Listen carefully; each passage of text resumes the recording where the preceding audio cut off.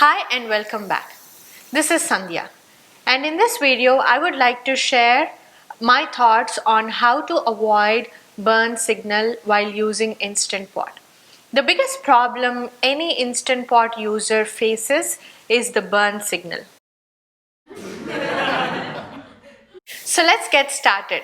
And my number one tip is, while trying to pressure cook, just make sure there is enough water in the inner pot. So the basic functionality of Instant Pot is it tries to build pressure using the liquid within the inner pot. So once it builds enough pressure, the float valve will come up and then the cooking will start.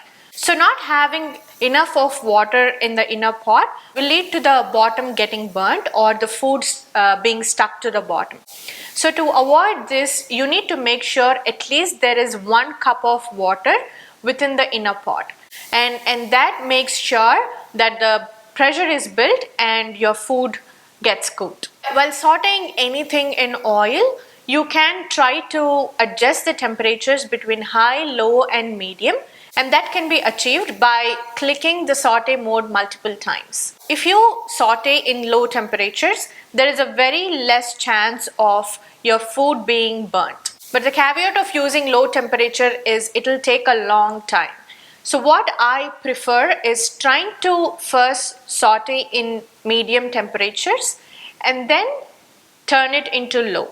That way you can saute it faster with the minimum chances of your food being burnt. So the third tip is deglazing. So say you have tried everything but still the food is stuck to the bottom. You can add around 1 or 2 tablespoons of cold water and use a spatula to scrape the food from the bottom. This is called deglazing. Deglazing doesn't ruin the flavor of the food, it makes it better. So the fourth tip is to watch out for the food that is prone to get stuck to the bottom. The top 3 that comes to my mind is ginger garlic paste, yogurt and marinara sauce. I have seen people run into trouble while making spaghetti and meatballs. They just dump the marinara sauce into the inner pot and hoping that because it is liquid, it will build some pressure, but it is not true. The marinara sauce is so thick, it is very hard to build any pressure with it. So please do add at least a cup of water to your marinara sauce to help cook the spaghetti and meatballs. And if you are using thick yogurt, beat it so that you can make it thinner. And if you are using ginger garlic paste, switch to low saute temperatures to avoid any burn. And the fifth tip is to use a ceramic non-stick liner. I have tried this out. It is not perfect solution, but the probability of the food sticking to the bottom is very low. So the most important thing to remember is, as soon as you see the burn signal, do not freak out. It's okay, your food is not ruined. You can turn off Instant Pot, give it some time for the pressure to be released if the pressure has already been built up. Give it some time. Once the float valve comes down, just open the lid and just scrape the bottom.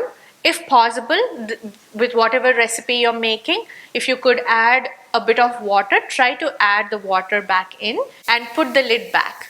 And 90% of the time it will cook well. These are few things that really helped and worked for me.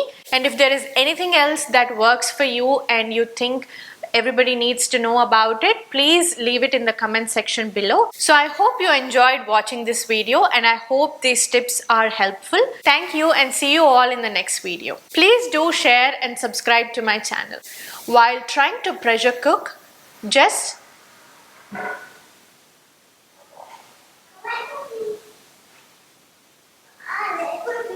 is it poopy or susu?